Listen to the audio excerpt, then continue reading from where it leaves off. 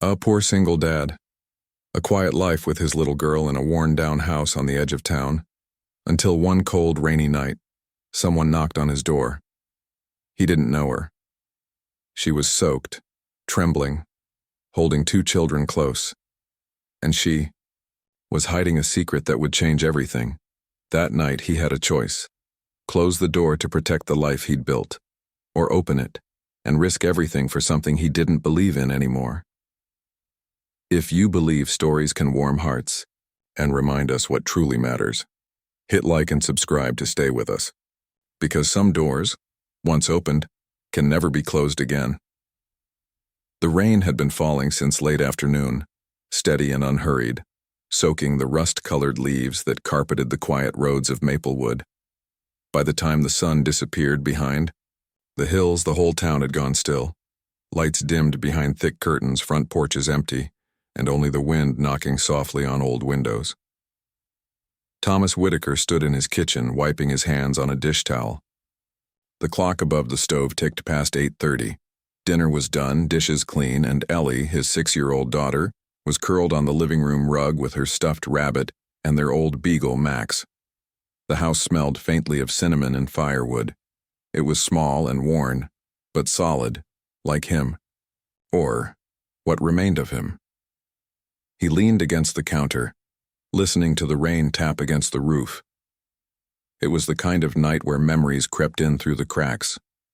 The kind where he usually found himself sitting by the window, thinking of her, of the woman he'd loved, the fire, the empty side of the bed. Then came the knock. 3 soft raps. He froze. Max let out a low growl. Ellie looked up. The rain hadn't stopped, but the knock had been clear. Close. He stepped to the door, his hand hovering over the knob. This wasn't a town where strangers came knocking at night. Not in the rain. Not out here, on the edge of town. He opened it halfway. She stood there, soaked to the bone. A woman, late 20s maybe. Her red hair clinging to her cheeks. Her coat was thin, patched at the sleeves. Beside her were 2 small children, a boy and a girl, no older than 5, wrapped in what looked like a picnic blanket, trembling. Her eyes met his. She didn't smile. She didn't plead. She just said quietly, "Please, just one night. We don't need much, just somewhere dry." Thomas didn't answer right away. His mind fired all at once. Ellie's safety, the woman's intent, the fact that she was a stranger in the dark. But there was something in her face, something hollow and brave all at once. Like she'd knocked on 100 doors already, and this might be her last try. Behind him, Ellie peeked out. "Daddy?" she asked. "Who is it?" He glanced over his shoulder, then back at the woman. "Just a traveler, sweetheart," he said. Then, more to himself than to her, "Just someone caught in the rain." He looked at the woman again.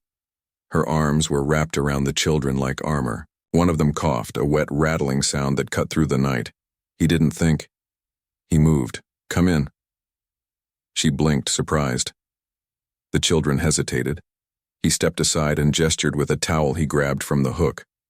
"Just for the night," he added, almost as if to remind himself. They stepped in. The boy's shoes squelched against the wood floor. The girl clung to the woman's leg. Water dripped from their clothes, forming a small puddle by the door. Thomas closed it behind them. The wind howled for a second, then was gone. "Take your coats off," he said. "You're freezing." The woman nodded, carefully peeling off the wet layers. Underneath, her clothes were simple but clean. She moved like someone used to carrying. Too much, her hands were shaking. "Thank you," she whispered. "I didn't catch your name." She paused just for a second too long. "Eva." He looked at the kids. They were shivering, wide-eyed. He knelt and offered them the towel. "And yours?" "They're Lily and Sam," Eva answered softly. "They're mine." Thomas nodded. He didn't ask more. The towel soaked through in seconds. "I've got some of my daughter's old pajamas. They might be a little big, but they're dry. Come with me." He led them down the hallway. Ellie watched them go with quiet wonder. 10 minutes later, the children were in warm clothes, sitting on the rug next to Ellie. Max had accepted them, after one sniff, and now rested beside them, tail wagging lazily. Eva stood near the kitchen table, still damp, still not saying much. Thomas handed her a second cup of tea. "You're lucky you didn't try Old Hollow Road," he said. "Floods there this time of year." "I wasn't aiming for anywhere," she said. "Just away." He studied her. She looked tired down to her bones. Not the kind of tired that comes from travel, but from running. From losing something. "You sure you're not in trouble?" She held his gaze. "Only the kind you can't outrun." Thomas didn't press. Instead, he sat down at the table across from her. The tea between them steamed. The house felt too quiet. Now, not empty, but full of questions that neither of them wanted to ask. "You can sleep in the guest room," he said. "It's not much, but it's warm." Eva blinked hard, then nodded. "Thank you." She didn't cry, but Thomas saw something shift in her shoulders, as if just being allowed to exhale was a luxury. As she turned toward the hallway, Lily turned back to look at him. She said something small. "Thank you, mister," then followed her brother and mother down the hall. Thomas stood there a long while after the door clicked shut. Rain still tapped on the windows. Ellie looked up from the floor. "Are they staying?" "For tonight," he said. "Do they have a home?" Thomas looked at her, thought of the night he lost everything, thought of how no one had knocked on his door back then. "No," he said quietly. "But maybe they will." Ellie nodded, then curled back into Max's side. Thomas turned off the kitchen light, leaving only the soft glow of the lamp by the couch. Outside, the rain kept falling, and inside, for the first time in years, his house didn't feel quite so empty. The house was quiet, but Thomas couldn't sleep. He lay on his side, one hand under the pillow, listening to the creak of the old walls and the whisper of the wind outside. Rain still drizzled on the roof, but softer now, almost like a lullaby. He should have felt at ease, but his thoughts wouldn't settle. The guest room door was closed. So was Ellie's, just across from his. But in his mind, he could still see them, the woman, Ava, standing soaked and trembling in the yellow glow of the porch light. The way the children clung to her legs like shadows. It had been a long time since he let someone into this house who wasn't invited by routine. Thomas exhaled and stared at the ceiling. The familiar pain in his shoulder flared. Old injury. Half healed. He shifted but didn't find comfort. A memory slipped in uninvited. The sound of fire, that horrible rushing roar, the heat licking his arms. The way he'd clawed through smoke and broken glass calling her name, and hearing nothing but the crackle of everything he couldn't save. He squeezed his eyes shut. That was 3 years ago. You did what you could, they told him. You got Ellie out. That's what mattered. But it never felt like enough. And now here he was, sheltering a stranger with 2 children of her own. A stranger who had given just enough information to make him feel worse for questioning her, but not enough to trust her. He sat up, swung his feet onto the wooden floor. The cold bit at him. He rubbed his face and walked to the hallway, checking Ellie's door first. Still closed. Still safe. He moved to the guest room and paused. Silence. He didn't knock, didn't open the door, just stood there for a full minute, as if trying to hear the truth in the quiet. Then he went back to bed. The morning came gray and damp. Mist hung low over the yard like breath that hadn't faded. The maple trees outside dripped golden leaves onto the porch. Thomas stood at the sink with a cup of coffee, staring out at the fog. His flannel shirt clung to his arms, and the bandage beneath it itched. Footsteps padded behind him. He turned. Eva stood there, her hair dry now but tousled, face pale, the same coat pulled over one of Ellie's old sweaters. Her eyes met his with that same quiet tension, a waiting, a question not spoken. "Morning," he said. "Good morning," she replied, her voice small. "The kids are still asleep." He nodded. Coffee? She hesitated. If it's not too much trouble. He poured her a mug and handed it to her without looking too hard. She took it with both hands, holding it like something precious. I'll get them fed, she said, and then we'll be on our way. Thomas raised an eyebrow. Where to? Eva didn't answer right away. She walked to the window, sipped the coffee. I haven't figured that out yet. So you weren't headed here? She shook her head. No. I didn't even know this town existed until I ended up in it.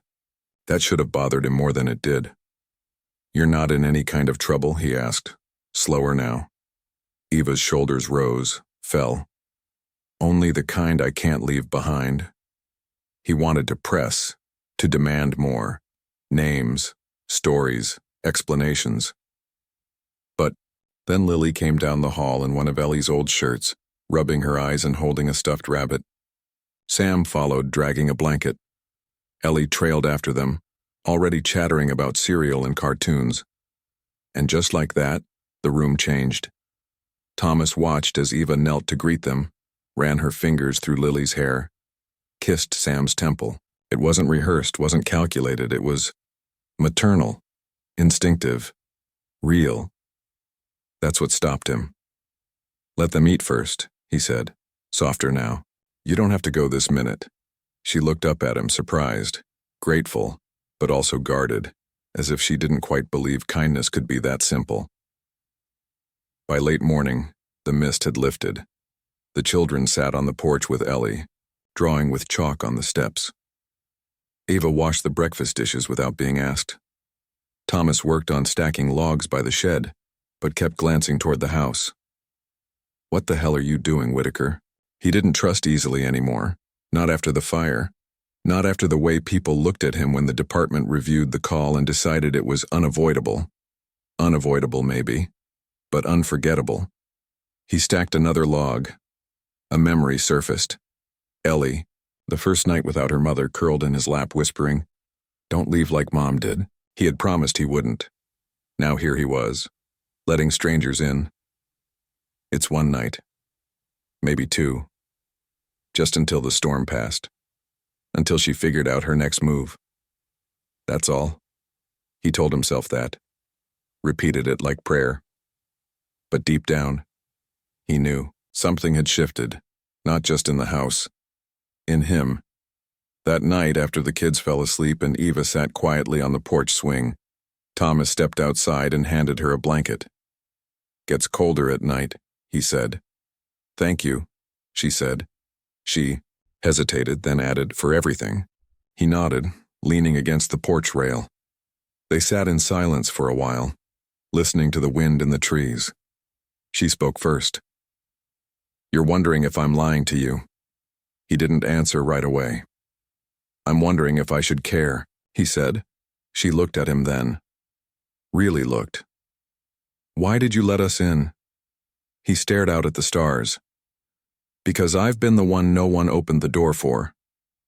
The next morning, the sun made a rare appearance. Golden light spilled across the floorboards in Thomas's kitchen, warming the faded linoleum and dancing across the dust motes suspended in the air. It made everything look gentler, like time had slowed down just long enough to let something fragile take root. Eva stood at the stove, sleeves rolled to her elbows, flipping pancakes like she'd always belonged there. Thomas leaned against the doorframe, arms crossed, watching. She hadn't asked permission, had just risen early, found flour and eggs, and started cooking while the house was still quiet. The smell of butter and maple drifted through the rooms like some old memory. "You didn't have to do that," he said finally. She looked over her shoulder, lips lifting just slightly. "I know, but it helps." "You bake when you're nervous?" "I bake when I'm trying to remember I still exist." He didn't quite know what to say to that, so he said nothing at all. The kids were still asleep, though Ellie had stirred and padded out not long after. She now sat at the kitchen table, legs swinging, drawing in a spiral notebook with a pink crayon. Occasionally, she glanced up at Eva, with the cautious awe of a child watching a magician. Thomas poured himself coffee, then one for Eva, setting it beside her. She murmured thanks and flipped another pancake. There was something familiar about it all, about the rhythm of two people sharing a space. It tugged at a part of him he hadn't let feel anything in years.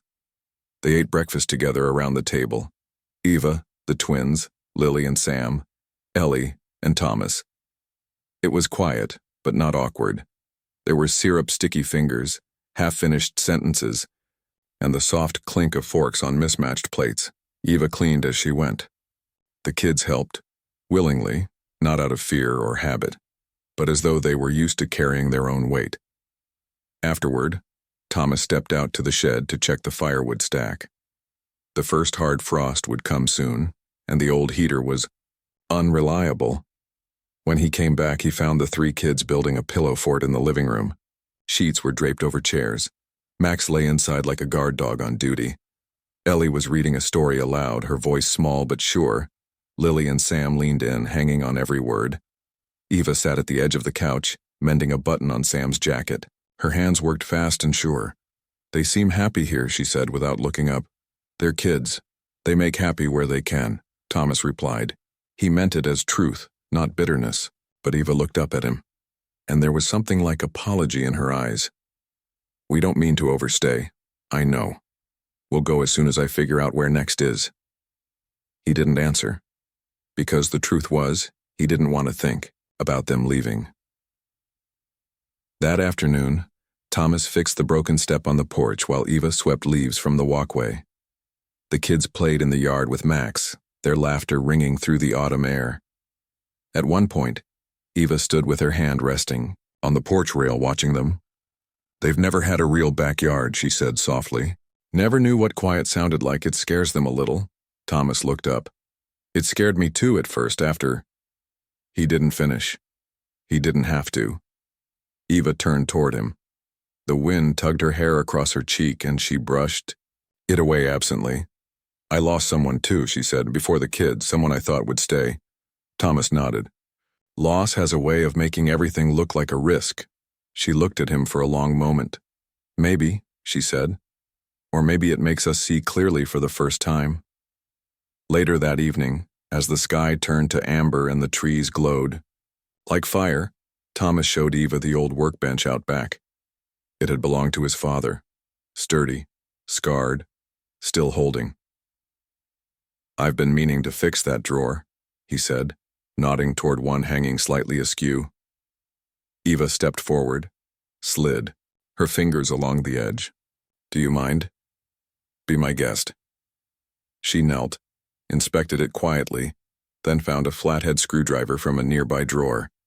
Within minutes, the drawer sat flush again. "Impressive," he said. She smiled, almost shy. "My grandfather was a cabinet maker. I spent a lot of time in his shop hiding from everything else." Thomas felt something shift in the space between them, small but unmistakable. Recognition, not of names or pasts, but of the quiet things people carried inside. That night after dinner, Thomas sat in his chair by the fireplace while the kids watched an old cartoon on the tiny TV. Eva sat on the floor with them, braiding Lily's hair. Ellie leaned against her side, half asleep. He watched them all and felt something he hadn't felt in a long time. Not just warmth, not just company, but the echo of something he thought he'd buried. Belonging. He rose to grab another log for the fire. As he passed Eva, she looked up and whispered, "Thank you." He paused, one hand on the log basket. "For what?" "For letting us stay a little longer than you planned." He nodded once. And when he turned back to the fire, he realized he'd forgotten to feel alone. The first real frost came overnight. Thomas woke to a world blanketed in white, thin and temporary, but enough to quiet the town, like someone had taken a breath and forgotten to exhale. The yard sparkled under the early morning sun, every leaf edged in silver. He stood on the porch with his coffee, steam curling into the cold air, and listened to the stillness. Inside, the house was warm. Not just from the firewood or the furnace finally kicking in, but from something harder to name. The kind of warmth that came from shared space, from motion in the kitchen, from laughter under blankets and toys left out without shame. Eva was already awake, seated at the kitchen table, her fingers wrapped around a chipped mug. She didn't say good morning right away, just looked out the window as if the frost had pulled something loose from her memory. Thomas poured himself a second cup and sat across from her. "They're still asleep," she said quietly. "All three of them. Even Max." He smiled a little. "They wore themselves out yesterday." Silence settled between them, not tense, not awkward, just familiar. Like the quiet between two people who no longer feel the need to fill it. Eva looked down at her hands. Her nails were short, the skin near the knuckles raw and red. "Do you ever feel like you've forgotten how to stop running?" she asked suddenly. Thomas didn't answer right away. He looked at her, then set down his cup. "Yeah," he said. "I do." She nodded, like she already knew he would say that. Like she wasn't surprised. "Sometimes I can't sleep," she continued, voice soft. "Not because I'm afraid of what's outside, but because I don't know how to be still. How to stop looking over my shoulder." Thomas leaned forward slightly. "What happened, Eva?" Her eyes flicked to his, then away. "You ever been told your life doesn't belong to you?" He stayed quiet. Eva swallowed. "I grew up in a house that had everything. Money, staff, vacations in the Alps. But there were rules, expectations. You spoke when spoken to. You smiled when watched. You married who they told you to." Thomas blinked. "You walked away from all of that?" She shook her head. "I ran." She rubbed at the handle of her mug, like it might keep her anchored. "I was supposed to marry a man my father picked. Big name. Clean hands on paper. But he used kindness like a leash. Controlled me in every room without ever raising his voice." Thomas didn't speak. He didn't have to. She exhaled. "When I told my father, he said I was being dramatic, said the marriage was already arranged, that it wasn't about love, it was about legacy." Her voice cracked on that last word. "I packed a bag that night. I left with nothing. The twins, they were at a foster center I volunteered at. Abandoned siblings, barely holding on. I couldn't leave them behind." She finally looked up at him. "I know what you're thinking, that it's crazy, that I stole them." "I'm not thinking that," he said simply. Her eyes welled, but she blinked it back fast. "Thank you," she whispered. He nodded. Then, without fully knowing why, he rolled up the sleeve on his left arm. Eva looked down. The scar ran from elbow to wrist, puckered, angry, a reminder that skin doesn't forget heat. Her fingers moved instinctively like she might reach out, but she stopped herself. "That was the fire?" "Yeah," he said. "My wife. She didn't make it out." Eva's face fell. "I'm sorry." He shook his head. "I was off duty. Got the call, raced across town. I pulled Ellie out, but the roof collapsed before I could get back inside. Sometimes I think, if I'd been faster." "Don't," she said, firm but gentle. "Don't do that to yourself." They sat there, two people with different pasts but identical ghosts. Thomas leaned back, rubbing his thumb against the edge of the table. "You're not the only one who doesn't know how to be still." Eva smiled, small but real, a tired, beautiful thing. That afternoon they took the kids to the nearby meadow behind the house. The frost was fading, but the grass still crunched beneath their boots. Ellie ran ahead, leading Lily and Sam through a trail she and Max had claimed as their own. Thomas and Eva followed behind, walking in unspoken rhythm. "Do they ask questions?" he said after a while, nodding toward the twins. "Sometimes," she replied. "They ask where their real parents are, why people don't stay." Thomas glanced at her. "What do you say?" "I tell them the truth I can live with. That sometimes people leave because they're broken, not because the kids did anything wrong. And sometimes people stay not because they have to, but because they choose to." Thomas was quiet. "Ellie ever ask about your wife?" Eva asked gently. He nodded. She used to. I'd tell her stories. Little things like how her mom used to hum while folding laundry, or how she danced in the kitchen when no one was looking. Do you still tell her? Not lately. Ava looked at him. Maybe you should. He took that in. Let it settle. Maybe. I should. That night, the kids fell asleep faster than usual, curled like kittens under handmade quilts. The fire popped softly in the grate. Thomas and Eva sat in the living room sipping tea. He looked at her. This strange, fierce woman who had carried her wounds with grace and brought warmth into his broken house. Do you think you'll ever stop running? He asked. She looked down, thoughtful. Maybe, she said. If I find a place worth staying for. Thomas didn't answer. But something in his chest stirred. Hope, maybe. Or something like it. Maplewood slid into November quietly, like a candle burning low. The leaves had nearly all fallen, and the mornings came cold enough that Thomas could see his breath when he stepped onto the porch.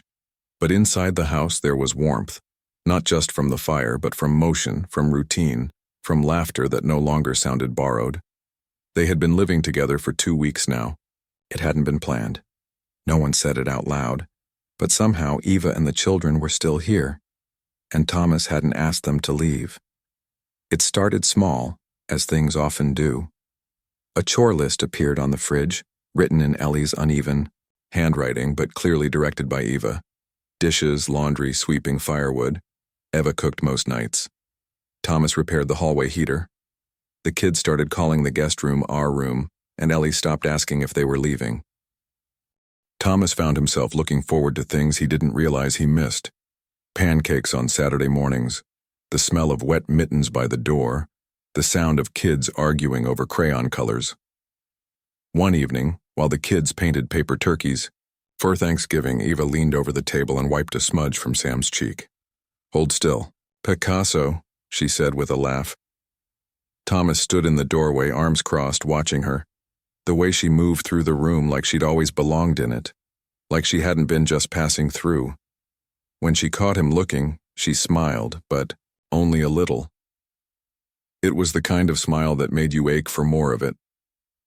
Later that week, they cleaned out the shed. Thomas had been meaning to do it for over a year, but grief had a way of convincing him to let things stay broken.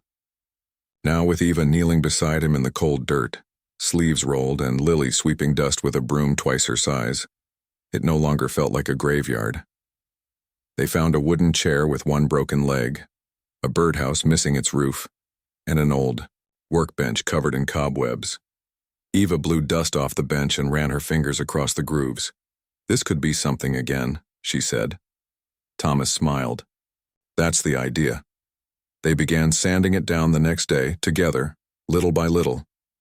In the evenings, after the kids were asleep, they worked side by side with the radio humming low and the wind rattling the windows. One night, Ellie climbed onto Thomas's lap, her arms wrapping loosely around his neck. Daddy, she said sleepily, can we keep them? He chuckled. They're not puppies, sweetheart. I know, she mumbled, but they make the house not so quiet. Thomas paused, then held her tighter. They make me not so quiet, too, he whispered. Thanksgiving came with no fanfare, just a roast chicken, mashed potatoes, and a pie that was slightly burnt on one edge. They ate around the table with paper crowns from the kids' craft bin and took turns saying what they were thankful for. I'm thankful for Mommy Eva's cookies, Sam said. I'm thankful for not being cold anymore, Lily added. I'm thankful we're together, Ellie said very softly. Eva looked down at her plate. Thomas looked at her, and for a long, long moment, neither said a word. That night, after the kids had gone to bed and the pie dishes were stacked in the sink, Thomas stepped outside onto the porch. The air was sharp and clear, the stars like scattered salt across the sky. Eva followed a few minutes later, wrapping a shawl around her shoulders. You always step outside at night, she said. Habit, Thomas replied. Grew up in a quiet house. Night was the only time it felt alive. They stood in silence for a moment. The only sound was the wind through the bare trees. This place, Eva began, then stopped. Thomas turned to her. What? She shook her head. I used to think peace was something people were born into, something only certain people deserved. And now? I'm starting to think peace is something you make. One choice at a time. He looked at her, really looked. She didn't wear makeup. Her sweater had a tiny hole near the collar. Her hands were rough from cold water and too many dishes. But she was beautiful in a way no photograph could have captured, like a song you didn't know you'd missed until it started playing again. I'm glad you knocked on my door, he said. She smiled, softer this time. I almost didn't. Why not? I thought no one would answer. Thomas looked out into the dark, then back at her. Neither did I. That night he sat awake in bed longer than usual. Not from worry, from wonder. Wondering how something so broken could begin to feel whole again. Not through any grand gesture, but through soup on the stove, boots by the door, and the quiet presence of someone who didn't ask to be saved, just to stay. But even as he drifted into sleep, Thomas knew. Peace was a season, and seasons always changed. It was just after breakfast when the first crack appeared. The children had gone outside, bundled, in jackets, tossing pine cones into puddles near the edge of the woods. Eva stood by the sink, drying a plate. Thomas sat at the table with the morning paper, steam curling from his coffee. The radio played something soft, an old country song with too much reverb. Then there was a knock, firm, measured, unlike hers. Thomas stood slowly. Eva turned toward the door, the towel clutched tightly in her hand. He didn't need to ask if she was expecting anyone. The look on her face said everything. Stay here, he murmured. He opened the door. Two men stood on the porch, both dressed in charcoal gray overcoats, the kind that didn't wrinkle. The taller one wore dark glasses despite the overcast sky. The shorter one held a folded piece of paper. Mr. Whitaker? The tall one asked, his voice crisp. Not local. Thomas nodded once. We're looking for someone, the man continued. A young woman traveling with two children. Red hair. Late 20s, possibly using an alias. Thomas's jaw tightened. He felt the shift in the air behind him. Eva standing, frozen, just out of view. The shorter man handed over the paper, a photo. Taken from a distance, blurry, but unmistakably her.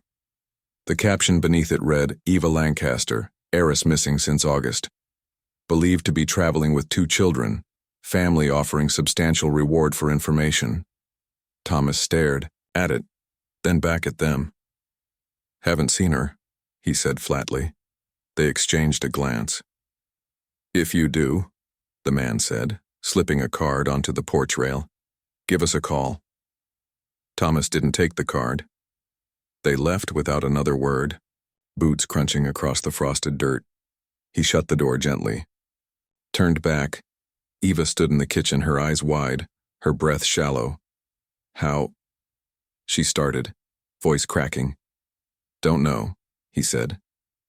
Doesn't matter. She sank into the chair at the table, hands shaking. They know my name, she whispered. Thomas sat across from her. You want to tell me the rest now? Eva looked at him for a long time.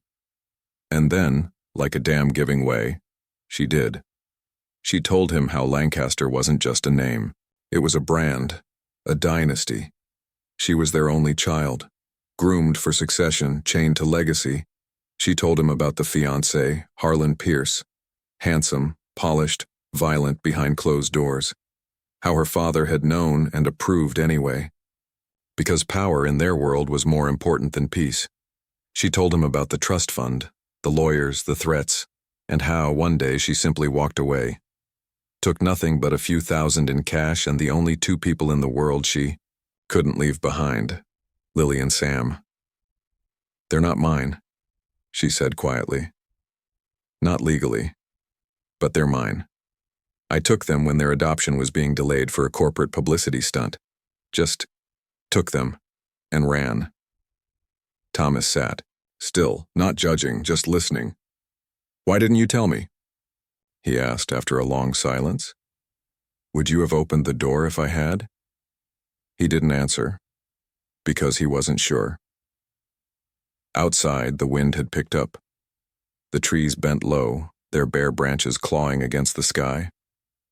Eva stood at the window, arms crossed. They won't stop, she said. They'll watch the schools, the bus routes, eventually they'll find us. The only reason they haven't yet is because I didn't use my name and this town's off the grid.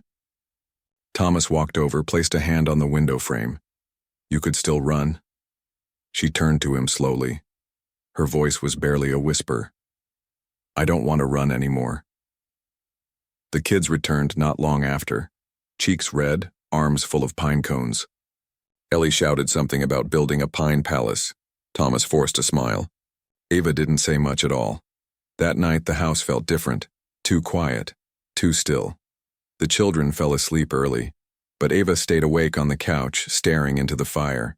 Thomas sat beside her, a cup of tea cooling in his hands. They'll come back, she said, next time with more than a photo. He nodded. I'm putting the truck in the garage tomorrow. They don't need to know how long you've been here. She looked at him. Why are you helping me? He didn't answer right away. Instead, he reached for the box on the shelf, the one with the photo albums. He pulled out a worn picture. Him, his wife, and Ellie, barely a year old, sitting in front of this very house, everyone smiling. I thought when she died that was it, he said. No more family, no more future, just surviving. He turned to Eva. But you walked in, and suddenly the house didn't feel like a memory anymore. He met her eyes. If you go, that's your choice. But if you stay, I won't let them take you. Tears welled up in her eyes. Thomas, I'm not promising happy endings, he said. But I'll fight for the middle part, the part we get to write. She didn't cry, but she did something more honest. She leaned against his shoulder and didn't move for a long, long time. The knock came just after sundown, not soft this time, not measured. It was hard, purposeful. 3 pounds that shook the front door of the Whitaker home like the beginning of a storm. Thomas stood from the kitchen table before Eva could even blink. The kids were in the back bedroom playing with Lincoln. Logs. The fire crackled low. Everything suddenly felt too quiet. He walked to the door and opened it halfway. 3 men stood outside. Not in suits this time. Leather jackets, hard expressions, eyes scanning past Thomas's shoulder. You Thomas Whitaker? One asked. He was broad-shouldered, maybe 40, with a mouth that never quite smiled. I am, Thomas said calmly. We're here for the woman and the kids. Thomas didn't move. You've got no authority here. Don't need it, the man replied. She's taking things that don't belong to her. The family wants them back. Thomas stepped outside, pulling the door nearly closed behind him. You think you can just walk into a town like this and... The punch came fast, cracked across Thomas's jaw like a hammer. He stumbled backward, caught himself on the porch rail. The second man moved toward the door. Inside, Eva screamed. Thomas reacted without thinking. Years of instinct surged back. He launched himself at the man, tackled him against the wall, both of them crashing into the stacked firewood. The third man reached for something under his coat. Thomas shouted, "Get the kids out the back!" Eva didn't hesitate. He heard her, scrambling inside, her voice urgent, gathering them, moving fast. The man beneath him slammed an elbow into Thomas's ribs. Something cracked. Pain flared white-hot. But Thomas didn't let go. Not this time. Not again.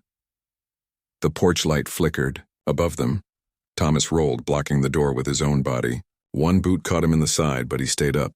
You don't get to take people like they're things, he growled, chest heaving. You don't know who you're dealing with, the first man spat. Thomas straightened, blood in his mouth. No, he said. But I know who I am. He stepped forward, not running, not yielding, and that was enough. The man with the gun hesitated, just long enough. A truck engine roared to life behind the house. Eva. Thomas let out a breath. The men stared him, down for a few more seconds, but it was over. They turned, got back in their car, drove off with a screech of gravel and ego. Thomas sank to the porch steps, chest burning, vision swimming. For the second time in his life, he'd run into the fire. And this time, he'd come, out with everyone still breathing. It was almost midnight when the truck returned. Thomas had cleaned the blood from his face but hadn't touched the cracked rib. He sat on the porch wrapped in a blanket, Max by his side, a cup of cold tea untouched on the rail. The headlights cut across the yard, then shut off. Eva stepped out. The kids were asleep in the back, bundled under blankets. She ran to him, dropped, to her knees beside the steps. Her hands trembled as she touched his cheek.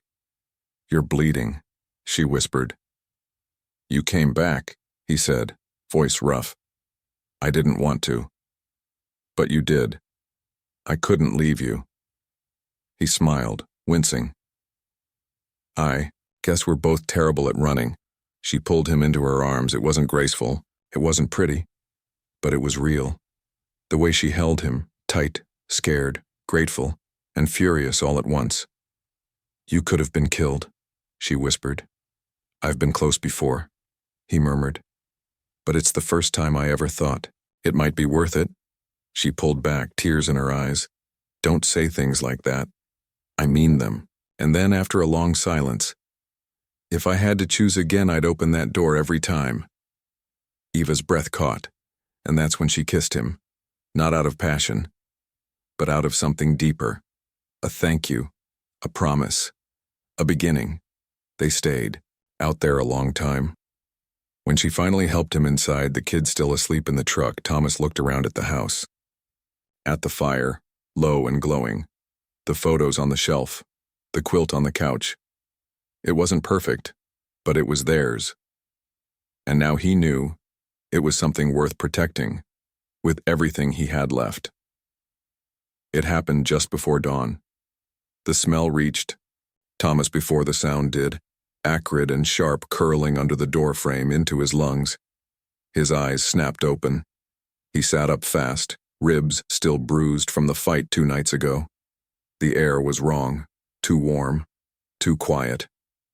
Then the crack, a pop, like wood splitting, then another, then flames, fire. He shouted, already moving. Eva was down the hall in seconds, barefoot, wide-eyed. She scooped Lily into her arms while Thomas grabbed Ellie. Sam stumbled out of the bedroom, dazed and crying. They didn't stop to grab coats, didn't stop for shoes, didn't stop for anything. The front door glowed orange. Thomas threw it open and herded them out into the cold, the sky just beginning to lighten. Smoke poured from the kitchen window. Flames licked the porch ceiling. The workbench, gone. The walls he'd patched with his own hands, collapsing inward. He counted heads. 4. Everyone out, still alive. His chest caved with a breath he didn't realize he'd been holding, and then the porch collapsed in a shower of sparks. Eva stood beside him, trembling. The children huddled against her. She whispered, "They did this." Thomas didn't answer. He didn't have to. They both knew. By the time the fire engine arrived, there wasn't much left to save. Maplewood's lone truck groaned up the drive, and Sheriff Beasley was out of the cab before the wheels stopped turning. He barked orders, helped carry blankets to the children, called in extra volunteers from town. No one asked questions. They just got to work. Thomas sat on the tailgate of the fire truck, a damp towel around his shoulders, watching his house smolder. "I built half of that porch myself," he muttered. Beasley handed him a thermos. "I remember summer after Ellie was born." Thomas took a sip. It was too hot. It didn't matter. Eva stood a few feet away with the kids wrapped in a quilt, talking quietly to Mrs. Keller from the bakery. She looked lost, not afraid, just hollow. Beasley cleared his throat. "You think it was them?" Thomas nodded. "Yeah. You want me to make this official?" Thomas shook his head. "Not yet." Beasley grunted. "Town'll talk either way." "I know." Beasley paused. "So what now?" Thomas looked back at the shell of the house. It was blackened, gutted, but beneath the ash, the bones were still there. Some of them anyway. "I don't know." he said. "But I'm not running." They stayed that night at Mrs. Keller's place above the bakery. It smelled like cinnamon and lemon, and the floor creaked with every step. The kids curled up on cots in the guest room. Eva and Thomas sat in the kitchen, both too wired to sleep. "I'm sorry," she said out of nowhere. Thomas looked at her. "This wasn't your fault. They came because of me. They burned down your house because of me." He reached across. The table took her hand gently. "They burned it down because they couldn't control you. That's on them. But it was your home, your memories." He gave her a faint smile. "I used to think that house was all I had left of her, of the life we built. But I've realized something." She met his eyes. He said softly, "Home isn't the walls. It's the people still standing after they fall." Eva blinked, and for a moment, her composure broke. Her hand tightened around his. Outside the window, snow began to fall. The next morning, Thomas woke to the sound of boots on wood and voices outside. He stepped out to find half the town in his yard. Beasley, Mrs. Keller, Mr. Duffy from the lumber yard, Clara from the diner, people he hadn't spoken to in years. People who remembered when Ellie was born. People who had shown up for funerals but not birthdays. They were here now, tools in hand, blueprints, boards, plywood, paint. Eva stood beside him, still wrapped in her borrowed coat. "What are they doing?" she whispered. Thomas swallowed. "They're rebuilding." She looked at him like he was saying something impossible. "Why?" He shrugged. "Because that's what good people do." Beasley stepped forward, holding a tape measure and a pencil behind his ear. "You still want that porch, facing east?" Thomas smiled. "Yeah." He looked at Eva. She was crying now, silently. "You want to help design the kitchen?" She laughed through the tears. "Yes." They worked all week. The kids played in the snow while the adults framed walls and poured foundation. Thomas swung a hammer again for the first time in years. Eva painted swatches onto plywood. Ellie helped, nail window trim under Clara's careful eye. One evening, as the sun set gold behind the trees, Thomas stood beside Eva at the edge of the yard. "Does it feel like home?" he asked. She took his hand. "It feels like a beginning." By the second week of December, the new house had a roof. It wasn't finished, not yet. The insulation still needed doing, and the inside looked like a skeleton of what it would one day be. But it stood, framed strong against the gray winter sky, rising from the ashes of what had been lost. Thomas stared up at it from the bottom of the porch steps. The front door wasn't hung yet, but the frame was there, solid, waiting. He wasn't sure what he had expected, maybe a cold rebuild, a quiet pity project. But it hadn't been like that. It had been laughter, shared thermoses of coffee, muddy boots lined up in rows, kids dragging scrap wood like they were building a fort. It had been the sheriff hauling beams in his day clothes, Mrs. Keller feeding everyone sandwiches until her hands went numb, Duffy swearing at uneven boards until Clara handed him hot cocoa just to shut him up. It had been community, and it had rebuilt more than wood and walls. It had rebuilt him. Eva stood beside him now, hands deep in her coat pockets, red scarf wrapped tight around her neck. "It looks like something new," she said. Thomas turned to her. "It is." She smiled. The kids were somewhere behind them, playing near the new tool shed, Max chasing them in lazy loops. Ellie had started calling Lily and Sam her almost siblings. No one corrected her. They didn't need to. Labels didn't matter anymore. What they had wasn't borrowed. It was built. That evening, they hosted the first meal inside the new house, even if there was no flooring and half the light switches didn't work. Mrs. Keller brought apple pie. Clara brought soup. Beasley brought a box of mismatched chairs and said nothing when his eyes scanned the walls, as if checking that Thomas really was okay. Eva lit candles on the unfinished windowsills. Thomas served hot cider in mugs that didn't match. The kids ate on the floor, legs crossed, elbows bumping. They passed plates, told stories, laughed hard. And for the first time in years, Thomas didn't feel like a man who had lost everything. He felt full, whole, like someone who had been remade. Later, when the guests had gone home and the kids were asleep in borrowed sleeping bags on the new bedroom floor, Thomas and Eva stood on the back porch, watching snow drift slow and quiet across the dark yard. The sky was low and soft with cloud, the world muffled by white. Eva leaned against the rail, her breath fogging in the cold. "You know," she said, "I thought I'd feel guilty. Letting them help. Letting all these people show up." Thomas waited. "But I don't," she continued. "Not anymore. I think it's the first time I've ever really been seen, and still chosen." He looked at her. The words found him before he could stop them. "I choose you." She turned toward him, eyes shining. "Even knowing what it cost?" Thomas stepped closer, brushed snow from her sleeve. "If I had to choose again," he said, echoing the words from nights ago, "I'd still open that door. I'd still let you in." Her voice trembled.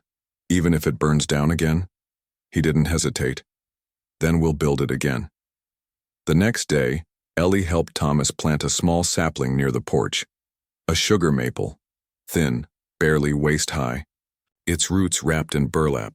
They dug the hole together while the twins watched from a nearby log wrapped in scarves. Eva came out just as Thomas was lowering the tree into the earth. "What's this one for?" she asked. Thomas looked up at her, then at Ellie. "For the promise," he said. Ellie nodded solemnly, as if understanding something older than her years. Eva walked over, pressed her palm gently to the tree's thin trunk. "The promise of what?" Thomas stood. "That no matter what, we rebuild." They named it the Promise Tree. It stood like a quiet vow in the frost-hardened ground, roots settling deep. Not a monument to the past, but to the choice of every day after. Winter settled in like an old friend.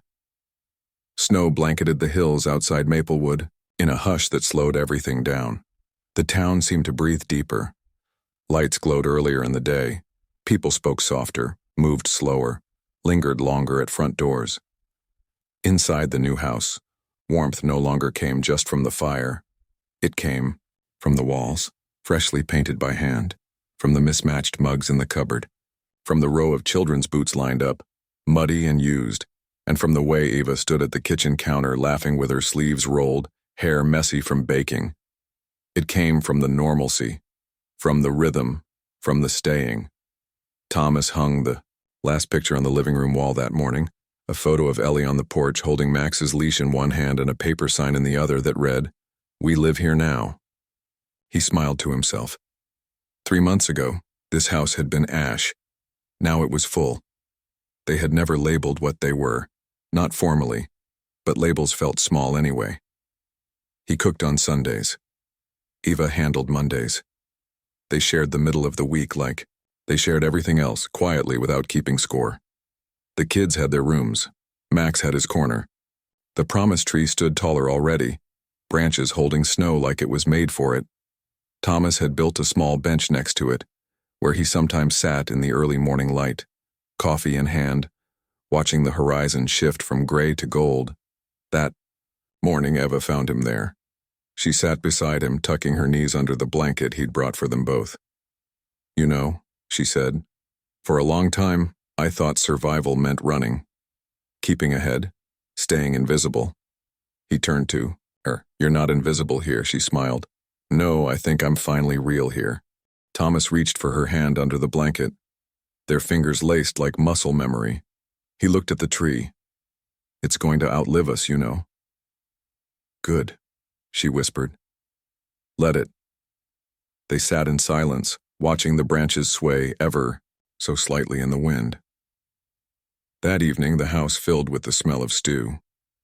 The kids drew pictures of our first real Christmas, taping them onto the fridge with crooked pieces of duct tape. There was no tree yet, but Ellie had made one out of green construction paper and hung it near the fireplace. Eva sang softly while cleaning up, a tune Thomas didn't recognize, foreign maybe, or forgotten. She turned when she felt him watching. "What?" He shook his head. "Nothing, I just Sometimes I look at this and wonder how we got here. She stepped closer, wiped flour from her wrist. By opening a door, he smiled. That simple? No, she said. But it started that way. Before bed, Thomas knelt beside Ellie's mattress to tuck her in. She touched his arm. Daddy? Yeah, baby. Are we going to be okay now? He paused. Thought about the fire. Thought about the people who tried to take everything. Thought about how they were still here, together. He smoothed her blanket and said, We already are. She smiled sleepily and whispered, I'm glad Mommy Eva stayed. He kissed her forehead. So am I. Later that night, the house asleep, Thomas and Eva stood by the front window, watching the snow fall. She leaned against him. Do you think it's possible, she asked softly, that peace isn't something that arrives? It's just something you choose? He thought for a moment, then pulled her gently against his chest. I think it's something you build, one day at a time. She nodded against his shoulder. Then let's keep building. Outside, the promise tree stood, still young, but sturdy. Its branches caught the moonlight, throwing soft shadows against the new siding. A ribbon fluttered from its trunk, red, worn, tied there by Ellie with her own 2 hands. It read, Home, and beneath it, written in smaller letters only a few, could see we don't promise forever, but we choose each other, every day. Sometimes home isn't a place.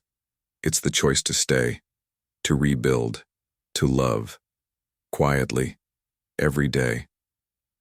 If this story touched something in you, a memory, a longing, or just a quiet hope, then don't leave, just yet. Like this video, subscribe to the channel and stay for the next story that might just heal something inside you too. Because sometimes, all it takes is a knock at the right door.